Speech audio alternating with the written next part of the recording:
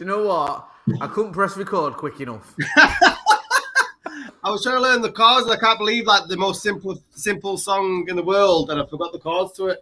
But yeah, obviously I was opening the show with the Evra tribute to Liam and Noel Gallagher. Quality that, wasn't it? Eh? Do you know what I mean? Good old Paddy Evra. Yeah, I love him. James was involved in an interesting debate earlier on about Paddy Evra. You're not a fan, are you, James? Not a fan. I like his stuff. I just don't think as a pundit he's as good as he could be. What do you mean? Have you seen his level? I just don't really like his style as a pundit compared to other people. I just think he's a bit, I don't know, he just shouts too much for me. Does he do like actual punditry? That's what I mean. It's not really punditry, is it? It's theatre more. I thought he was more like he's there for comedic effect in life. Do you remember he got kicked off, didn't he? Because he said that thing about Zaha's daughter? Oh, David Moyes. Yes, David Moyes. Yeah, which is great, especially after loads of us, like myself, had spent years saying how that room was awful and it was out of order and didn't do anyone any good and shouldn't have been started and was completely, erroneous. And then he goes on telly and says, "Oh yeah, hey." He's like, in the middle of the live broadcast. Do you remember last year when was it the Tyson and Roy Jones Jr. Fight, and then Snoop Dogg did some of the commentating and said, "Oh, he's all best, oh, you all bitches," and all that sort of stuff. That's what Patrice Evra is to football, what Snoop Dogg is to boxing. Do you remember when he went into that office on a Monday and was dancing on the desks? And everyone was like, just sort of looking around like, "What are you doing? Who is this guy? What's going on?" I think everyone was, when he was at West Ham, I think everyone was just like a bit bemused. Do you know what I mean? Like, I'm sure, isn't he a footballer? It was a bit like, what's going down? He's like, "Hey, Monday morning, guys." I was like, oh my God. Can you get down there? I've got reports to file. I mean, anyone who's going to be licking raw chicken, that's how you're going to sort of question the sort of. He just don't give a fuck. I love him, man. More power to him. And the fact that it was ridiculing the Gallagher brothers, especially Noel, who somehow found himself. He's speaking of pundits out of place. What the fuck was he doing being one of the main presenters on BT Sport? Shows what the sort of comedy club Man City are when they sort of roll him out, isn't it? He's done well, Noel Gallagher, to sort of reinvent himself as a footballer. A raging Tory. Yeah, well, there's that as well, yeah. Anti-vaccine raging Tory, Man City fan. Yeah, he's completely reinvented his whole life. Songwriter. Yeah. But it's like, I've seen him with so many like Sky Sports things or BT or whatever, and he's in the changing rooms, he's giving his opinion on tactics and all that sort of stuff. And I remember reading interviews with Noel Gallagher where he was like, he didn't bother with City for years. He called Celtic his team. He went. I saw one interview where he said, I think his interview, he literally said, "I went to see City like 3 times in 3 years and we lost every time." And I think. And yet now he's like this super fan. It's just mental. Yeah. Some would say his opinion on City is dead in the water. Anyway, this has been Scotty, Motty and Youngy. Thanks for joining us. I got it, but I'm not too sure. I got it. I'm not clued up how Jay is on Noel Gallagher's solo material. I got it. Yeah. It was very. very anyway, let's not have joke. It was, but let's not have that joke cast any shadow over the rest of the 40 minutes. Hello. Hello. Got that one. I was going to say, because it's the season's finally over, and before we're in transfer season, and because we've all had sort of, I think, fairly level but differing opinions on Ole Gunnar Solskjaer, I thought it'd be good to assess how we think he's done. Give him a sort of a grade. I know grades can be sort of arbitrary, but let's go for it. It's changed now, haven't they, in England? Yeah. We think he's done this season, and also looking towards next season, whether we think, he's on good ground going into the new season, because obviously he's going to be the United manager, and just whether you think, he's the right man for the job, how long he's got in the job, and whether he's ultimately going to be a success. I thought it'd be good to have a chat, because the problem is whenever you have these chats or debates, usually you have them on Twitter. Yeah. And it's very difficult to have a nuanced, balanced argument or to get your point across in 240 characters or whatever it is nowadays, or 280 characters. Is it 280? characters. I can't even fucking remember. Yeah, I think so. You know, whilst you're driving with the kids in the car, it's a bit like. I know. To be honest, I spend most of my day arguing with Jimmy McBride on Twitter than I do talk to my own wife about fucking Ole Gunnar Solskjaer. This is what I mean, mate. It's easily done, and I had to make a sort of conscientious decision about 18 months ago not to do that, to sort of to stop, basically, because it was getting to the point where I was pulling the car over, I was screaming, my hands were shaking. I was like, you know, cancelling that plans. was just Stephen Howson about Ashley Young. It was the Ashley Young with Stephen Howson one lasted about in 2 days. But yeah, I just thought, you know what, I can't bother. And it's like, the thing is as well with things like this, you can't get your point across. You're never going to change your opinion of someone's tweet. You're never going to go, read a tweet and go, do you know what, you're right, actually. Yeah. I've got that one wrong. But it's always something that's close to our heart, so it's worth having a discussion. So I thought we'd have it tonight because we've not done a podcast for a little while. The season's done; it's over. There's no more. There's no, there's not another game, another cup game, or anything else. Now we have finished. We know where we've finished, and we know how Ole Gunnar Solskjaer has done results-wise. So for those who are wondering, this is Scotty, Motty and Youngy. I'm Motty. That's Scotty. That's Youngy, fresh from his adventures in Gdansk. He's not looking too fresh considering he's been in the house for fucking however long. Yes. 2 days. Well, 2 days. 2 days. Sticking to the quarantine rules, which is good to see. Right, if I'm being totally honest with you now, right, yeah.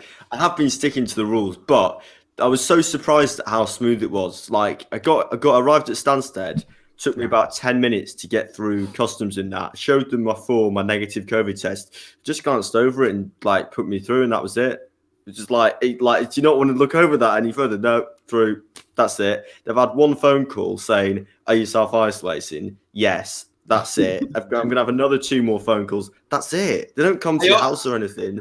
I hope they're phoning on your mobile. Yeah. Just like in the corner of Asda. yeah, I'm at home. Just turn that Tannoy announcement down. Yeah. You sound like you're on the M6. I'm not on the M6. Do you remember that time? It was with you, wasn't it? On Talking Balls, you phoned me about half an hour late, and I was walking to my work in the motorway. I was walking in the traffic.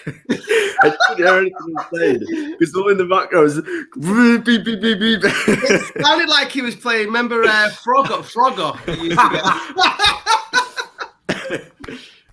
So for the old school computer fans there from the 1980s. But back to Ole Gunnar Solskjaer.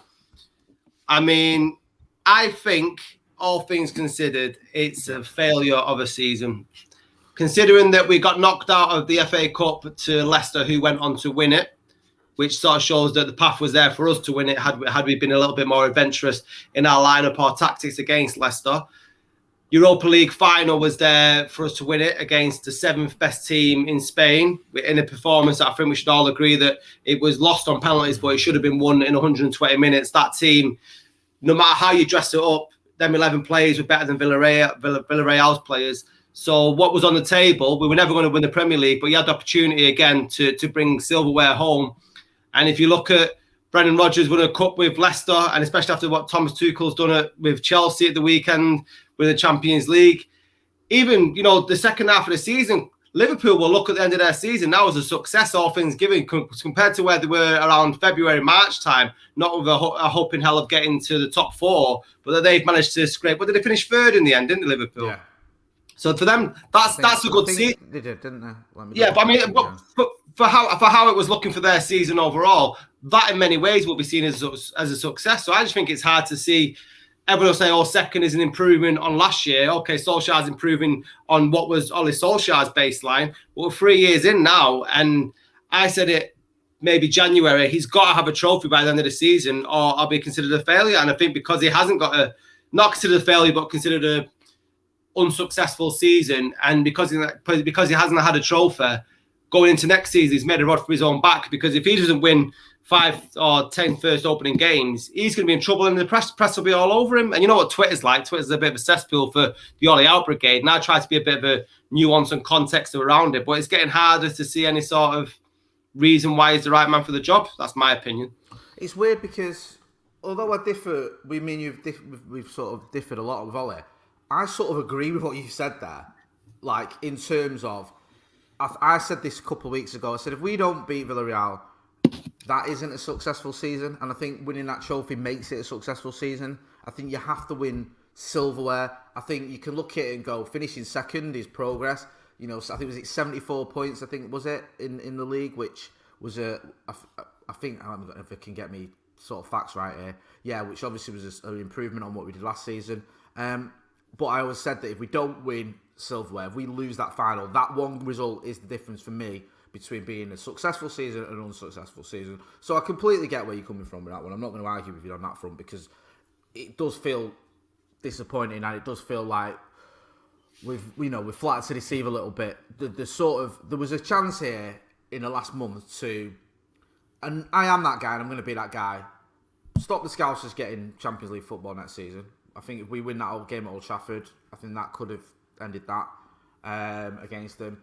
To win a trophy, and obviously to finish strongly in the league, or even just winning a trophy, to be honest with you, is the difference there. And I agree again, I think now Ollie is under pressure.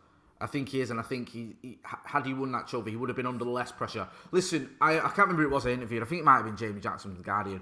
And I think he said, you know, as United manager, you're always 3 results away from the sack. And I think, I mean, you can argue that with most clubs, but I think you're right. If you lose 3 games on the spin, that could be it for you. That could do for you. And I think this is the case with Ollie. I think that he is going to be under pressure going into next season. And I think that the main difference between winning that trophy and not winning it as well is there's people out there who are a little bit more on the fence with it. They are sort of, they back Ollie and they're with him, but they're a bit more like, And I think now you've not got that trophy as well. If results don't go your way early in the season, people might go, those people, because you always have the staunch Ollie in no matter what. You'll have the Ollie out pretty no matter what. And then you have that chunk in the middle who are like, we're back in, but if things don't go well, we're back in, but if it's the wheels start coming off, is it time to get someone else in? And I think, you mentioned there Thomas Tuchel. It's hard to ignore that as well, because it sticks in your throat a little bit, doesn't it? Because yes, it was great to see City missing out on the Champions League. Fantastic. But there is that element of you look at it and you go, Tuchel's gone in there, he's won the Champions League. Now, I'm not saying Ollie should have won the Champions League at all, but he could have done that. Trophy. He could have, and he could have. What I'm saying is, in his first season at United, right? If United had beaten Barcelona, which I know is a big if, but they weren't that good. They were there for the taking. If United had beaten Barcelona, then they would have played Liverpool in the semi-final. And Spurs beat Ajax. United play Spurs in the final. Do you think United would? Go on. Go on. No, I just wanted to say one thing that you mentioned on Twitter, and I get where you're coming from. And again, and sometimes with you, the thing with you is you're having a bit of a joke, but you're not. If that makes any sort of sense on Twitter, you like making a point, and like you'll be like being a bit tongue in cheek to make. There's a big fishing rod. There's a big fishing rod. And I get it. I've known you for years. But some people get really sort of incredulous about it. Like, well, what about this? What about that? But I know where you're coming from. And you tweeted something like, we lost to a team that got relegated in Turkey. We lost to, I can't remember what the team. That we got beat by the 17th best team in Turkey in the Champions League. We got beat by the fifth best team in the Premier League, which being Leicester. And then we got knocked out by the 7th best team in Spain in the Europa League. Is that a level of a successful manager when you're pitting him against that? And then people were shooting back saying that, we beat PSG in Paris and stuff like that, but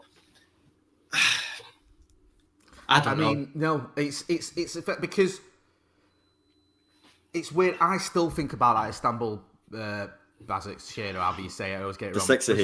Başakşehir, thank you. I still think about that a lot. Because I just still think we did the hard bit. We battered Leipzig. We beat Paris in Paris. And then to lose that to Demba Ba, and it just felt like we completely tossed it off in that game. We just threw it away.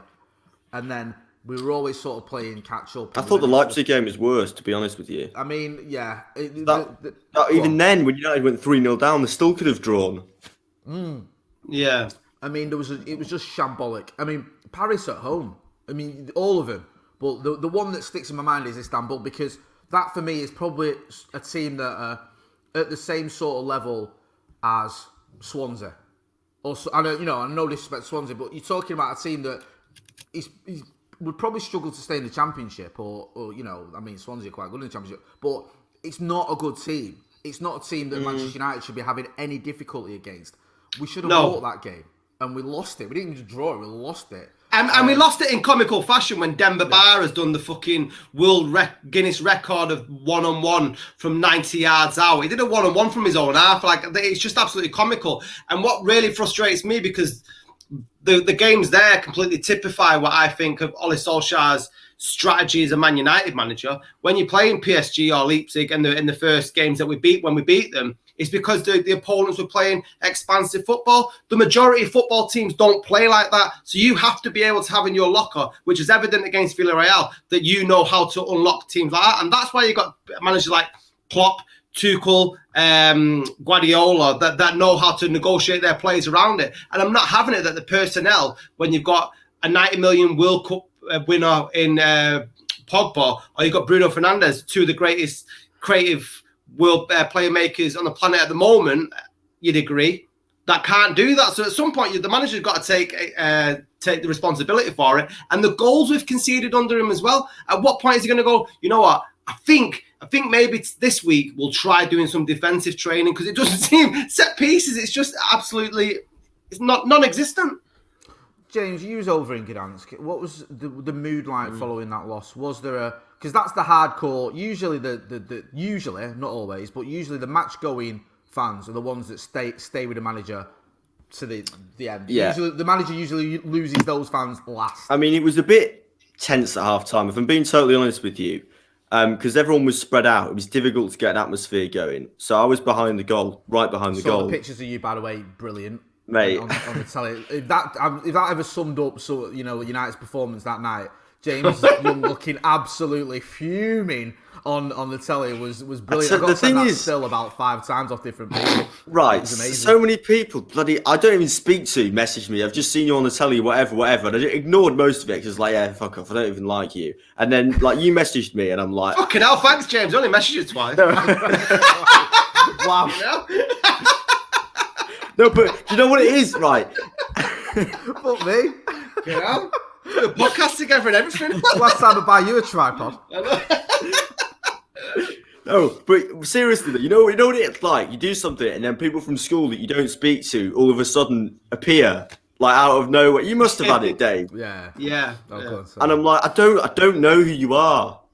I don't want to. Anyway, side note. Brilliant. But anyway, it kind of pissed me off a bit, to be honest with you, because I wasn't really in the mood, really, to... But, anyway, so at half-time, the United fans... It was weird because, obviously, United were 1-0 down, so everyone was pissed off. And because kickoff was 9 o'clock, people had a lot to drink. And people were sort of turning on each other a bit, like, oh, you sat down, sing up, stop trying to sit down, start an atmosphere, all that sort of stuff. And then... I made the mistake, which I shouldn't have done because I'd already got shit for it. Big T were asking me, saying, can you send a video for us at half time? And I'm like, it's not going to work this. It's just not going to happen. So I got my phone out and then literally 10 seconds in, who the fuck are you? Fuck off, you fuck. And I'm like, oh, fuck, right, this is not going to happen this now. But afterwards, to be honest with you, the players came over, Solskjaer came over, and everyone was singing and stuff and saying, we love United, we do, all of that, and chanting, and it was pretty positive. And then when I got outside the ground, everyone was still singing and being pretty happy and singing sort of Manchester, now, that sort of thing. But I think everyone was pissed off because it was there for the taking. And Villareal are a good team, do have a couple of good players, Dani Parejo, Pau Torres, but you look at their squad, Coquelin joined for 2 million in the summer. Not Coquelin, sorry. Capoue joined for 2 million in the summer from Watford. And I think he was man of the match. And Van der Beek didn't even come off the bench for United. And he was 40 million. And Parejo was signed for dead cheap as well. I think he might have even been a free. Pau Torres came through our academy. You can look at their squad, look at them as a team and see them in terms of the fact that it's a really small place. And United should be embarrassed and should use them as a blueprint in other clubs like Brentford, who have got promoted to the Premier League on a small budget, and see how they're managing to recruit players And United are just failing in that regard. And there's no excuses for losing to them because it was obvious. I mean, after Villareal scored, I just knew that United were never going to win. And even when it went to penalties, De Gea never looked like saving any of them. No, he didn't. And it's weird because, Solskjaer had some big decisions to make in that game. And I'm very supportive of Ole Gunnar Solskjaer. Same. But I think Marcus Rashford needed subbing. He needed subbing. He was knackered and he just wasn't performing. And for me to take Mason Greenwood off and leave Marcus on was just, I thought was a bit of a cop out. I also think there was a decision as well, maybe on De Gea. And it's like, you know what? It would have been a tough decision, and he said he considered it. But you look at De Gea's record, going into that shootout, he'd not saved a penalty in 25 attempts. Yeah. And it's like, if you take sentimentality, if you take emotion out of it, and you just look at it clinically, go, as a ruthless man, it's like Sir Alex Ferguson with Jim Leighton in 1990 and Les Sealy. Do you know what I mean? It's that sort of ruthless. What is the decision I have to make here to win us this football match? And that is it. That's the only sort of parameters I'm working within. What wins us this game? What gives us the best chance of winning this game? And I think those two decisions are two of the big ones. And I also think that, again, some of his subs, you saw it with Emery. Emery almost said, right, it was like Emery thought, I can get a draw here. If I make all these subs, I can get a draw, I can win on penalties. And that worked. And it's like Ollie was a bit more reactive than proactive, and I hate those words, but he just wasn't. But then, on the other side of that, what am I doing here now? If you look at the players he had on the bench, realistically, who was going to come on and make a difference? The squad depth isn't there. I mean, Dan James, he's a good player to have on the bench, but he's not going to win the match on his own. So he brings on Tuanzebe because he's got no one else really that can do it. I get, that's a fair, but look at who they're bringing on. Who were they bringing on? They were bringing on players I literally had forgotten. I thought he retired. Do you know what I mean? Like, was it Moreno? I think came on from who used to play for the Scousers, and some of these other players, and you think, I forgot he was still existed. And you look at it and you go, okay, Diallo's only a kid. Dan James is a squad player. Van der Beek, you mentioned, but Juan Mata's best days behind him. But there's options there that are probably better than the options Villareal and they look much fitter as well. I mean, there was a lot of United players that pulled up with cramp in extra time as well. They were just coming at United constantly. And even though they won on penalties, in extra time, there was 2 or 3 good chances that they had to score, to be honest. Yeah. But like Jay was saying, take Rashford off, Greenwood into the middle, Dan James down the right. It just seems enough. You expect the younger legs to them too. It just seems to make more sense. And you make a great point, Jay. And again, this is something that a stick have been beating Solskjaer with, is his sentimentality. The fact that he looks back on saying the Ferguson way and stuff. You've never seen Ferguson say, we're going to play Matt Busby style of football. Do you know what I mean? And I think he makes a rod for his own back. The thing about the De Gea and Henderson, Louis van der Gaal makes that call. Remember when in the 2014 World Cup, when he took on, was it Tim Krul in the World Cup against Costa Rica, I think? Yeah. He swapped the goalkeepers for penalties. And that's what Solskjaer needed to do. He needed to have that sort of clinical brain. And I just don't think that he's got it in his locker. A lot of his strategy and style of football and tactics is run on emotions and energy, I think. And trying in the same way that some people hold it against Ferguson, because that was his sort of man management style. But I just don't see it. I really, really don't see it. Then what's the alternative? Because United have had Mourinho, they've had Van Gaal, serial winning managers. Mourinho won the league at every single club before he came to United. He was the perfect appointment after Van Gaal. He doesn't win a league title, so you bring in Solskjaer. And what happens if he's not back this summer? Okay, United change the manager again. That doesn't work out. You just need to give someone time. And whether Solskjaer's the right man for that, I don't know. But it just seems you just rotate managers all the time. What's the point? Because that's how football works. Because if I buy a shit car, I sell it and get another car. And if that's shit, then I sell that car. And then the next car's shit. And I keep doing it until I got a car that does the job that I want it to do. You can't just keep using this sort of, it's going to be a long-term project, because there's no evidence of his career that he can manage a long-term project to the success of winning the Premier League. It isn't there. There's no evidence for it. And the longer we give him to do it, the more the more evidence against him that he can't do it. So, I just don't get this. You're not giving him enough time anyway. Like 2 years. He's not free. This is 3 years now, right? It's not. This is his second full season in charge. Ferguson went 4 seasons without winning anything, and it was shit. But you've got to give someone that time to build that process around, because if you just give your managers 2 or 3 seasons, they're not going to look long term to bring players in and build the team around them. All right, James. So, do you think that he deserves more time? Yeah. On the basis that we give him more time and it doesn't work out, but during that time, our rivals like Chelsea, Spurs, fucking Arsenal might catch ground on us. City, Liverpool, they push away from us because we've given a lot of time to this apprentice who's got the job at which he is really. You know, he's never really done it on a big stage at Old Trafford. Is it worth that risk? Yeah, because you've got to give him the tools to succeed. And Guardiola, when he was at Barcelona, for example, had no real experience. He managed the youth side. He went straight almost into the first team. You don't need a lot of experience to be a good manager. Zidane barely managed anyone before he took charge of Real Madrid. It's not quite as cutthroat as that. And I think with Solskjaer, if he's given the players that he wants, if he's given the money back by the board and he doesn't succeed, okay, then you can look at moving players on. But at the minute, I mean, with the signings that he's had, with the transfer windows that he's had, I mean, look at the first one, for example, right? He signs Wan-Bissaka, Maguire, Dan James. Not enough with Sanchez leaving, not enough with Lukaku leaving. He does okay in the end, doesn't get top four, but okay, that's okay, right? Next season, finishes third, fine, Champions League football. This season, progress, second place, PSG, Leipzig, City, whatever, yeah, beat them.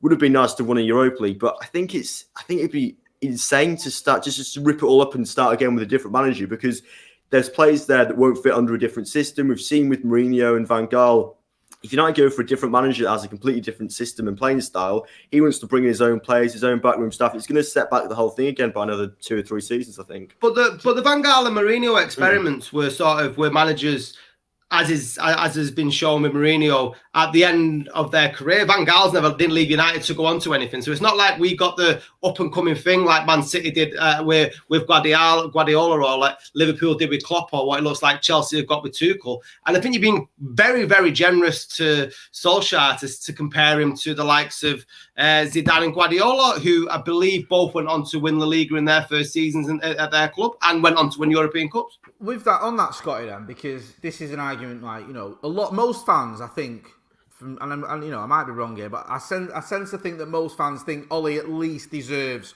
to take us into the next season. I think the fact that, you know, I know you might disagree, but a lot of fans do think that because of the finishing second, because they can see there is some progress in certain areas, because they still think there's gaps there in certain signings that we need. Do you think now, this summer, do you disagree with that? Would you say now, this summer, right now, is the time to make that change? Or would you let him start this season and see how he gets on? Because I'll be honest with you, personally, I think he's done enough, just about, if I'm being honest, for me, personally, to take us into next season. I wouldn't sack him now. I wouldn't. I said that full of emotion at the end of the Villareal game when I was at my most emotional. I did a quick live video waiting for my tram and I was like, even though I'm hurting, even though it's still not a successful season for me, I still think he's done enough to take us into next season. But the pressure's going to be on him. I'm not disputing that. But would you make that change now? Personally, well, there's 2 answers, because I don't think he'll get sacked now, because I think he has done enough to warrant to be kept. And let's be honest, the Glazers, their end game is just to finish top 4 because he keeps his sponsors happy in the Champions League. So if you're looking at it from a business point of view, then there's no way that they're going to get rid of him. But for me, if you're looking at building something, then I'd get rid of him at this. You know, you've done well, Ole. And he talks about getting him a new contract as well, which I think's fucking that's absolutely ridiculous. If that's even entering into any conversation, is there anyone out there now that you could go and get to replace him? Really? Then that's another question. I'm not too sure. But if I have any ambitions to go on to challenge for the Premier League, then as soon as someone comes on the market that is available, then Solskjaer gets replaced. And there is no place for sentimentality in football. And I love it because it used to be such a romantic game, but you've only got to look at the success that's happened under Abramovich. And I know Chelsea ran a different way, but I read a stat yesterday, or was it today, that was put out. Under Abramovich's reign, Chelsea the most successful club, aren't they? With managers and trophies that have been delivered. So you can't knock his strategy of it doesn't work, get rid of him, because that's not an issue with the manager, is it? That's an issue with the owner. Because I don't think, and we've seen this before, post Ferguson. If you're not to get rid of Solskjaer, Mourinho had this problem. Every manager post Ferguson had this problem whereby they asked for players and they didn't get them. I think one thing, regardless of, I mean, you know, the only thing is a thing, but if you look, like, this is a question for both of you. If you look at our team, I know we've spent money, we have, and I know there's been an overhaul, but for me, we're still at least 3 players short here. I don't think, and you can come in and disagree with me. I don't think David De Gea, Dean Henderson, Fred, McTominay. I'll stick with them 4, and I know 2 of them are in the same position. But I don't think any of them get into the top 3 or 4 teams. I agree. It depends. And I don't think they do. And I think that this summer, personally, I think he needs to plug those gaps. The whole goalkeeper merry-go-round, I think you've got 2 goalkeepers who, neither of them are quite up to it. You could argue that Dean Henderson, he's young and he'll get better, but they're both fraught with faults, and I think we need something a bit more stable, and whether that is giving it Dean Henderson and hoping he's going to come good, whether it is sticking with De Gea and hoping he's going to rekindle his form, whatever, or bringing in someone else. Someone needs to change, and Tommy, in all due respect to him, isn't the answer. The McFred thing, I don't think works. I don't think it's good enough, and I think it costs the whole team because you've got 2 positions filled with 2 players who, and I know they don't grow on trees, these sort of players, but if we had a Fernandinho or a Kante or someone who could just do that DM role, we wouldn't have to have 2 players that can't do it, both playing. So I think Ollie this summer has to address those issues, and I think he deserves the right to be doing that. But if he does that, and we go into this summer, and also maybe even you could throw a striker in there as well because the up front was still light. If he does that, and the right winger, I mean it's ridiculous. We haven't, as a football club, we haven't got a defensive midfielder or a right winger. I mean that is just fucking that's a shambles. There's no 2 ways about it for me. I just don't know how a club the size of Manchester United can actually have 2 of the positions on the fucking football pitch where we haven't got a player for him. It's just madness. Because Mason Green was not a right winger, and Fred or McTominay ain't DMs. It's not nutter. But if he addresses those, then I think he deserves a chance to take us into next season. But he's going to be on borrowed time if things go wrong. I think, regardless of whether the Glazers give him a new contract or not, if we don't start the season at least competing, then the only excuse you can have is he hasn't been back properly, he hasn't done this. If he has been back to the point this summer where those positions are filled, I think he's going to be under a lot more pressure because I think people will go, okay then, what else is there to do with this team? Do you know what I mean? Yeah. Because I agree. You've got your centre backs. You've got your all right. Maybe he'll say you could argue there's centre back short, but you've got your defensively. We spent money attack wise. Now you address the midfield issue.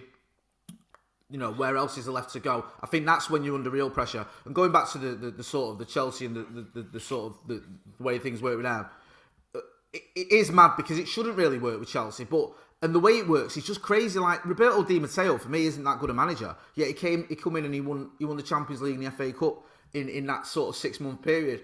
They have this sort of thing where Ancelotti came in, did the double. Conte came in, won the league.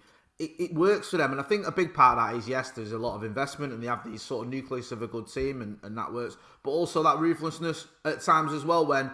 They're saying, right, this is time now to just pull the plug. They do it in a very ruthless manner. And they always seem to have someone lined up as well. And my one sort of fear with Ollie is, because I want Ole Gunnar Solskjaer to succeed. We all do. Regardless if you're Ollie or not. We all want I'm not Ollie out. I just don't think he's the right man for the job. I know that. There's a difference between thinking he's the right man for the job and wanting him to succeed. Those are 2 completely different things. But my worry, and I've always had this niggling thing in the back of my mind, is he's the sort of stepping stone to the next manager who will bring the trophies. He's going to get rid of your Lukaku's, your Sanchez's, your Ashley Young's, your Chris Smalling's, your Phil Jones eventually, and bring in some of these. Do you know what I mean? I think the year's 2050 and we're still having the conversation. Yeah, Phil Jones is still injured and he's just signed a new deal. His extension has been activated. Yeah. But I've always had this horrible feeling that maybe Ollie is going to be like a better version of Frank Lampard in terms of. Do you not think the problems are bigger than him though? Because no matter who United get in at the minute, I don't think this current system that United have is just working for anyone, as we've seen post Ferguson. No. I mean, I do. I mean, listen. I think it's too easy. It's too easy to use that as an excuse. I know, but I think that there has to be some form of strategy. There has to be some form of coherence at a football club. Now, there's none at United. There's literally nothing. If you look at City, you going back to the owners, there was always seemed to be a sort of strategy there. Yes, they've spent more money than anyone else, but You look at the way they brought in the likes of De Bruyne, they brought in the likes of Sterling, knowing full well they're going to get Guardiola. So they bought in them players before he arrived because they knew they were getting him. They have Tiki Bergie-Stan, who works with Guardiola. There's a strategy there. You look at Klopp with Liverpool. They had these targets before Klopp arrived. Likes of Mo Salah and Virgil van Dijk were long. They furnished the house before they actually got in the lodge. These players suit this system, this manager. It's all coherent. It's a strategy. Chelsea, admittedly, can be a little bit like, we're going to go boom or bust in the transfer market. We're going to use the flavour of the month manager. Oh, it's Tuchel or it's Conte or whoever. But they're not signing Fellaini and Master in the same season, are they? That's what I mean. There's at least some form of plan there. Where with United, it's like, you go from someone like David Moyes, Fellaini, Mata. Again, how that works, I don't know. Then you bring in Ryan Giggs for a month. Then you go, right, okay, now we're going to go with Louis van Gaal. Then you go, oh, that football's so boring, despite the fact he's won the FA Cup.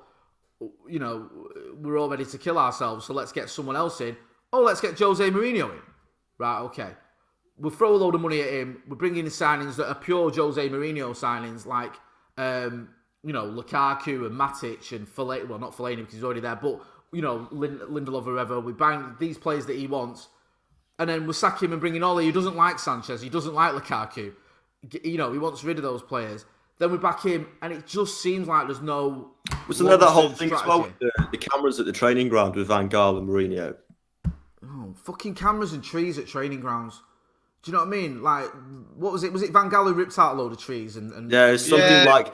They had, like, different systems, that like, trackers and stuff. And Mourinho wasn't that bothered about fitness. So when he came in, Van Gaal had spent all his money on his, like, fitness and stuff, and he just didn't use it. And it's the sad thing is like, we all sort of rejoiced when Woodward announced he was leaving, got sacked, whatever. Yeah, but is it John Murtaugh who's going to take over? I think, or not, or Richard Arnold? Richard Arnold. I think, but they're both the same type of people. Yeah, they're cut from the same cloth. Yeah, you're not like getting anything different. It's not like someone's coming in now and going, right, I'm going to do this. This is all going to get changed.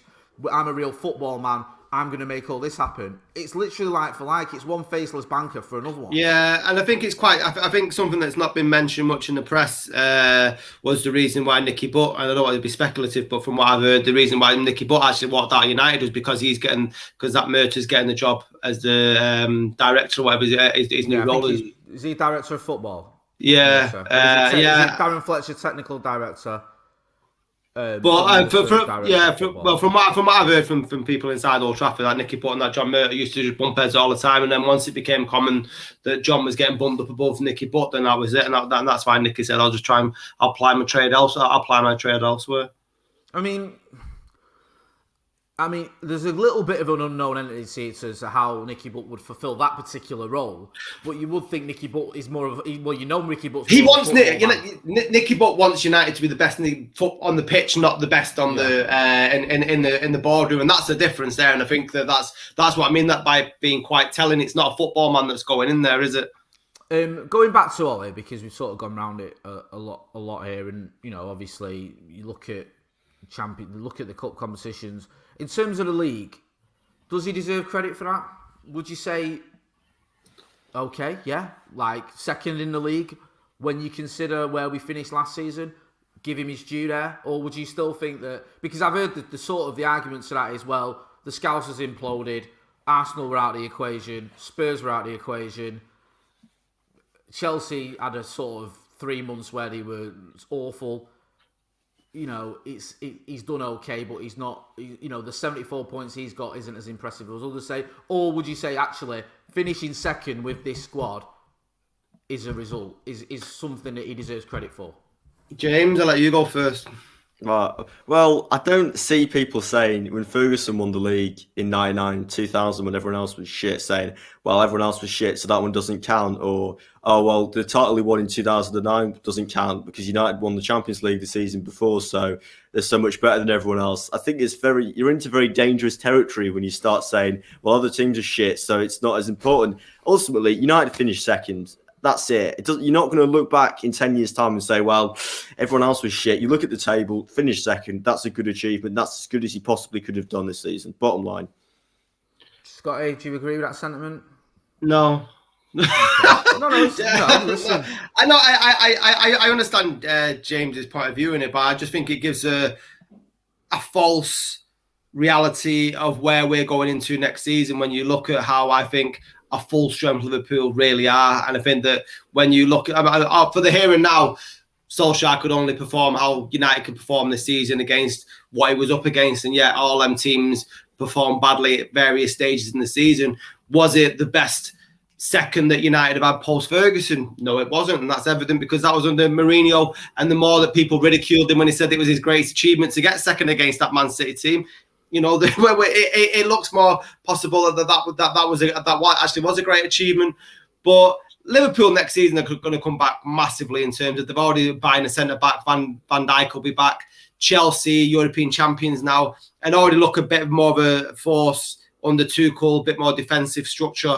So they're going to be a different season, a different team next season. I just think it puts us in a false sense of security as to how well we're actually doing, not in the here and now, but I just think I think moving forward, and that's always been my fear for this season. And when you're talking, sorry James, and when you're talking about looking back on previous seasons, at least for there was a company that me and Jay used to work for. We did a podcast. And I think City were running away with the league. And I said, the Premier League has just gone to shit because it's one or two horses. It's just turned to Scotland because the teams underneath are just so bad compared to the top two teams. And that's what it seems like at the moment. I just think we've done well this season, but I think I think you can't not say that it's down to the likes of it wasn't a full strength Liverpool were playing against. It wasn't a fantastic Chelsea or Arsenal or Spurs. What I was about to say was, right, so this summer, you're talking about all those teams that are improving. If Solskjaer goes to Woodward or whoever and says, look, I want these three players, and he says no, whose fault does that lie with? Because he can only work with the tools he's got. I mean, I think for me, regardless of all that, and I will get to that in a minute, I will say, there's a point I want to make on that. I was very underwhelmed with our transfer this summer. Cavani has, sort of become the fans' favourite cult hero almost, but when we were first linked with him, he was a free agent. He was 33. He spent a big chunk of his time in Paris, and not even being the main man in that PSG team. Do you know what I mean? He was either sort of second fiddle to Abramovich, or to Neymar, and I was just like a bit skeptical of this one. I didn't know. I'm the only one on the planet who didn't know a lot about Donny van de Beek. Everyone else is an expert. And Alex Telles, and I'd seen him about twice in the Champions League. I didn't know fuck all about him. Alex Telles, Palestre, and and Diallo, I mean, were squad players at best, really. I mean, I know you could argue Telles at the time looked like he was going to come in at left back, but it felt very underwhelming for me as a transfer summer. And also, I think that whilst Liverpool imploded to a degree that no one saw coming, because apparently they had some injuries, but they don't like to talk about it. City had a ropey spell as well, and Chelsea and all the rest. I think Ole had to deal with some other issues as well. We had Maguire's form at the beginning of the season with everything that had gone on was awful. Pogba had COVID. It took him months. It took him at least a month to get over that. And also Mason Greenwood and Martial's form just fell off a cliff, which I don't think many people saw it falling off a cliff to that extent. So there was extenuating circumstances that Ole had to deal with himself. Yeah, it wasn't like all these clubs had all these dramas. It's a fair point. Because, we had 4 of our best players who were not at the races for about a month and a half. So I think Ole deserves credit there. My sort of theory here is that his league form is what's bought him another season, or at least, another season, starting another season until things got off. I think that finishing second gives him the right to start the next season. Personally, I think that had he, maybe, even if he maybe sort of finished 4th, there might have been question marks there where you're going, all right, you've got Champions League, but you've just about got into the top 4 in a bang average Premier League season, but because you finish second, you can look at that and go, all right, there's a bit of progress there because it's literally from third to second. Yeah. We've not had the transfer window you wanted in the summer last summer. We brought in a 33-year-old striker, some kids, and, the Van de Beek one just fucking drives me mad because I'll be honest with you, I'm only basing my opinion on Donny van de Beek off what I've seen at United, and I'm none the fucking wiser, and I'm sorry. And I know that everyone has this mad opinion about Donny van de Beek. And I've seen the same football for Manchester United that everyone else has. But I just can't tell you whether he's going to be good enough or not. I need to see more of him. And you can argue that he should have played more. Or you can argue he's not played more because he's not well enough. He's not good enough. But, you know, he's the one player on social media that seems to drive everyone mad when he doesn't start. And it's like, Van de Beek. And I'm like, I need to see more of this kid. It's like Pereira. How many chances do you want to give him? Well, I don't. Yeah, I mean, Pereira had a bit longer than fucking Van de Beek. I think that going into next summer though, or going into this season, like I said earlier, we have to sort our midfield out, and we have to give ourselves some other options. Now, if Ollie, we've all sat here and we've all said that Ollie wasn't ruthless enough. Now, I think this summer he's going to have to be a bit more ruthless, and I think he's going to have to make some tough decisions because, you know, Anthony Martial, there's a decision to be made there. Do you give him more faith? He scored 4 Premier League goals this season. You know, do you think he's going to come good this season? Was that a blip, or is that just him? Is he just one of those players that's going to be sort of 15 goals a season average, however that works out? Or do you think he just needs a bit more, you know, a bit more TLC or whatever? The McFred axis, again, does that need replacing, or do you stick with it? Lindelof, is he the perfect partner for Harry Maguire? Yeah. These are decisions that have to be made because we cannot go into next season, because of the reason you just named, Scotty. The Scousers are going to be stronger. Look, I take the piss out of him, Solskjaer. Take the piss out of him, Solskjaer, because I'm fucking gutted they got him. Thiago Alcantara is a fantastic footballer. Yeah, he is. He's a very good midfielder. Van Dijk comes back into that team. I think they've already signed up Kanate, or the deal's almost done there. You know, they're going to be back, maybe not to the levels they were the 2 seasons ago, but they're going to be a strong team. City are going to go out because they lost the Champions League and probably buy a superstar or spend some money. They're going to be stronger. Chelsea, like you said, I don't need to keep repeating, but you've mentioned it there. We've got to do something, and we've got to address these issues. And Ole Gunnar Solskjaer has got to be ruthless, because I even think by Christmas, if we're sort of 5th or 6th, I think he's going to be in all sorts of trouble. I really do. I think so. And not to keep trying to drive this narrative home, but the issue going into next season is probably, despite United having a better season this season than all of our rivals, I'd argue that there's more question marks over United's squad than there is over the likes of Liverpool and Chelsea. No, what I was saying was, I think the issue just lies with the Glazers instead of Solskjaer, because there's not another side in the Premier League that has that amount of debt taken out of them every season. And for him to manage to compete to City and Chelsea and other clubs in the Premier League, it's an uneven playing field because he doesn't have the same resources at all. No, I mean, listen, these things aren't mutually exclusive as well. You can criticise the manager, or you can have questions about the manager, and I think we can all agree these owners are fucking terrible. I don't think anyone here is going to sit here and go, actually, the Glazers have done all right by us. Top ladders are, Malcolm. Parasitic. They are. And, you know, even if you take away the squad, which you shouldn't, but look at the state of the stadium, look at the fact you've got Casey Stoney quitting in disgust at the facilities for the women's team. It's an absolute disgrace that a club that aspires to be the biggest in the world has, just doesn't even have the infrastructure, let alone the squad we want. Just doesn't have the basic infrastructure that a club the size of Manchester United should have. So that, there's no doubt that the owners aren't, are just taking the fucking piss. Ole Gunnar Solskjaer needs to be backed in the right way, and he needs to get it right as well himself. He can't afford any mistakes. He's not going to get, I think if we go out and we fill those gaps that I've spoken about, and those signings don't hit the ground running, he's going to be in all sorts of trouble. But he needs to make those signings. We cannot try and get away with it next season. And as well, what you're seeing, for me, in certain areas, is just players getting, I won't say ruined, but affected by this, because you've got Marcus Rashford hobbling about in games, you've got Mason Greenwood being shifted about, and it's just not good enough. We should have a squad, we should have players in those positions.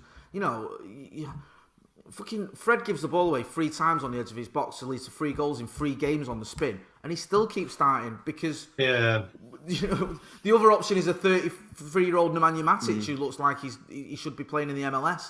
I just don't think the ambition's there though. From compared to other clubs, United just seem. I mean, Woodward has come out and denied this multiple times, but I've yet to see proof that, especially with Mourinho. I mean, he finished second in the following transfer window. He said, "Right, I want Maguire," and they just said no, and they gave him Fred. And that's not enough, is it, to win the title? This is another thing as well. The Fred thing. Fred cost 52 million quid. Yeah, Mourinho obviously didn't want him. You remember when we got beat at home off Juve, and he said I had no one on my bench, and Fred was sat on the bench and didn't get any minutes. it was like, he couldn't have made it more obvious that he did not want this signing, but he got him anyway. So that it raises question marks. Who's making these decisions? Yeah. Why did we sign Fred when the manager didn't want him? Why, when we finished 19 points behind Manchester City and the Scousers got to the Champions League final, did our summer consist of us buying a player that Mourinho didn't want, a 20-year-old fullback in Diogo Dalot, and a third-choice goalkeeper in Lee Grant? And we watched Liverpool go out and buy a new goalkeeper and I think Naby Keita and maybe one or two others as well. And City break their transfer records to bring in Riyad Mahrez. And we thought we had a chance of making up those 19 points by doing that. There's not even the pretense of trying. At least pretend you're going to try and go, well, we made these signings. Look, you can't stand there. No disrespect to these players because, I'm not having a dig at them. It's not their fault. But you can't stand next to Lee Grant and fucking say to me, this is a signing that's going to help Manchester United make up 19 points against Manchester City. No. It's a joke. And that's not a dig at him. But Even Lee Grant would be gone like that. Yeah. I don't think Lee Grant told his mates that he was going to help United win the title. Yeah, they've got me in, lads. I'm going to do it. Yeah, don't worry. Put your money on 21 coming to Old Trafford next season. The Grantsters here. It wasn't that. I think Derby in the Carabao Cup was quite a reminder, to be honest. Was that the only game that he played and he lost the penalties? He'd been there. He'd been there. He came on, and it's like that whole thing of it's written in the stars here. He's gonna come on. He's gonna win us the game, and it's gonna be like it's romance, the romance of the Carabao Cup and all that. And no, we got beat off penalties, and we went crashing out to Frank Lampard's fucking Derby County, which was a particular low point. It's weird though because that going back to Jose and the fact that you said Scotty there and he said it himself and that was his biggest achievement. I always felt the Sevilla game for Jose was a turning point in the Champions League that season. When we lost, and not only did we lose, he more or less said we had no chance of winning it anyway. So what's the fucking point? We weren't going to win this, so no one wants to admit it, but we had no fucking chance. So tough shit. And I felt he lost a lot of the fans there. I think Ollie will have lost some or a little bit of faith with the Villareal result. I know it's a different competition, but I think you get where I'm coming from. And I think he, for that reason as well, and the other things we said, yes, he needs backing, but also I think he's got to show a little bit. But then having said that, sorry, I think the mood around United is different after that Sevilla game. Now, I don't know, but I mean, I was told Solskjaer after the game arrived at Manchester at 6 o'clock in the morning, went straight to the training ground afterwards and was already thinking about next season and was speaking to people at the club in terms of players they wants to sign and that sort of thing. And I think compared to Mourinho, I think the fans are prepared to give Solskjaer more time because they can see the progress ahead of them and what he's trying to achieve at least. Whereas with Mourinho, I think, especially after the Chelsea FA Cup final as well, the year after, it never felt like he was going to push on. The one thing with Ole that Mourinho doesn't have, and it's probably the main thing that Ole has, is Ole hasn't fallen out with everyone. With Jose towards the end, him and Pogba weren't even talking. Do you remember that pre-season? Where he literally said, I'm not surprised Alexis Sanchez is in a mood because you look at the players he's got to play alongside and you think, fuck me, that's a great confidence booster for the kids that he took on the pre-season tour. Then he fell out with Pogba. Then he fell out with Martial. Then he fell out with... We'd already fallen out with Luke Shaw. He'd fallen out with Lukaku because Lukaku was injured for the cup final. And it just felt like this is important. I know it's only pre-season and we shouldn't look into it too much, but was it like San Jose Earthquakes and a Mexican side? And it was like, this is the worst side in the MLS by a long way. And this is... Do you remember that Twitter graphic, the meme that went around, the circle around the player when he was trying to pass the ball? There was nothing around him.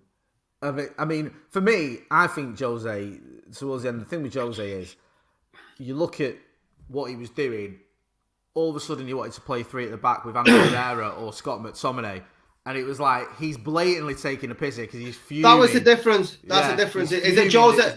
Not got them players, so he's making a statement. Jose threw the proverbial dummy out of the pram around the time when Harry Maguire wasn't allowed to sign for United and they wouldn't back him, and he knew that from that moment on that he wasn't going to get supported in the role as much as everybody else to do the job to what he wants to do. Solskjaer buys more time for himself because of his legend status, because it's evident when you look at him that Solskjaer really wants to do well, whereas you could see the resigned look in Jose's, I'm getting another severance package, I'll find another club. Do you know what I mean? And that's it. It all goes into retirement. I will go to my grave thinking that he sabotaged that game at Anfield. Yeah. Look at his tactics. He literally identified what Liverpool's strength was and made us weaker to make it better for them. Go on, I'll show you. Did. Yeah. He literally went, they're getting loads of joy down the left, so I'm going to take off our right back and I'm going to fucking put Marouane Fellaini in there in the middle. And it was like, what? It was just, there was no fucking explanation of it. But we've all had jobs. I mean, we've both worked at places, Jay, where I can't be asked as anymore. I'm just going to wank one off for the day. You know what I mean? Yeah. And that's pretty much what Jose did at United. You know, because he doesn't have the loyalty. Yeah, he doesn't have the loyalty from the fan base, and like you said, he create a toxic atmosphere. But just because Solskjaer wants to do it, he wasn't settled, was he? I mean, I think it matters as well. He was in an hotel. His family were down south. I don't know if he ever fully felt like. I'll be honest. If someone gives me the opportunity now to live in the Lowry for a year, away from the family, I might be up for it for a bit. I hope this hasn't gone the full 55 minutes on this podcast. Yeah, outside there, the glass. Remember the Spurs game with Mourinho where we lost and then he came over at the end? That was odd. Clapping and stuff. Yeah, that was my daughter's first game. That was my daughter's first game. Oh, mate. Funnily enough, one of my daughters. It wasn't her first, but I remember the Derby game you mentioned. I remember at the end of the game, I met her after the game because me and Mrs. was sat on the other end of the stand with her, other end of the ground, and she was crying. And I went, "What are you crying for?" And my Mrs. went, "She's crying because we lost." Because I forgot. You know, after the game, I'd been like, "That was shite." And she was like distraught. This is what it does to you, supporting Manchester United. Just before we wrap up, then I asked for a sort of a mark, a grade for Ole Gunnar Solskjaer. If you want to do old school sort of school marks. If you still have those marks that me and Scotty used to have at school, you know. No, I'm in Wales. We've not updated yet. It's fine. We still got the stars in the fridge. Yeah, well, yeah. If you had to give Ole a mark for this season, with everything we've talked about, the cups, the transfers, the way everything's gone, the points tally, the results, everything we've spoken about, we don't need to go over it. What grade are you going to give him? James, I'll start with you. B. Giving him a B? Fucking hell. Straight B. Scotty? C. Oh. That's being generous. I think that's, what's that C is usually about satisfactory, is it? Is it something like that? It's a pass. Yeah. It's just enough to get by. You know, you can get to college, luckily. Right. As I know, you can get into uni with the maths at GCSE because I failed mine 5 times, but got it on a resit that I didn't actually sit because of COVID, but they just gave me a predicted grade. So I managed to get my maths GCSE in the end. So you got it 6 times the charm? Didn't even sit the exam. So there we have it. And James, and everyone's slagging pandemics off, and look at you there. 5 times you failed it. Be careful there, you'll end up on the thick table. I was telling you now, mate. I was in set 6 maths, bottom set. Seriously. Come on, Young. Come and sit on the thick table. Did you say you're going to work? You want your ambitions to work for the Economist as well? No. I'm veering towards James with a sort of B, but just to give it a bit of balance, I'll give him a. We're not on the BBC, mate. You don't have to. I know. I'm not impartial. I mean, no. You are. All right, dickheads. Yeah, that was a slide dig there. I forgot about that. Sorry, I forgot. I believe BBC. Yeah. I'm fucking. That's a mystery in life. How he's still there. Don't go to one of those gay pride events. That's definitely not one I saw coming. Hey, I'll go with that one. I'll go with a B minus. I still have faith in Ole. You're the fence between me and James. Yeah, I've still got faith in Ole Gunnar Solskjaer, but he needs those signings and he needs to hit the ground running next season because. United just got to be about winning things, and we have to start. I think if United don't make any signings, perversely might keep him in the job because fans won't go against him because it'll be the old excuse that he's not been backed. But who knows? I've been Scotty. That's been Youngy. Not going to any protests recently. Not been to any, but no, don't go to any protests, mate. No. Disgusting, that James. Disgusting. Not funny. Disgusting behaviour. Fucking hell. How long have we got left? How long have we got left in quarantine? 8 days. 8 days. Brush up on your maths. Right, I've been Scotty. Don't need to, mate. I've already got it.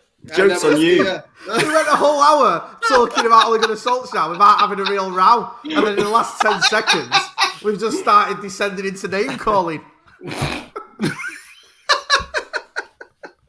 Right. I'm ending that there. How many film credits do you have, mate? Oh, I'm going down that road.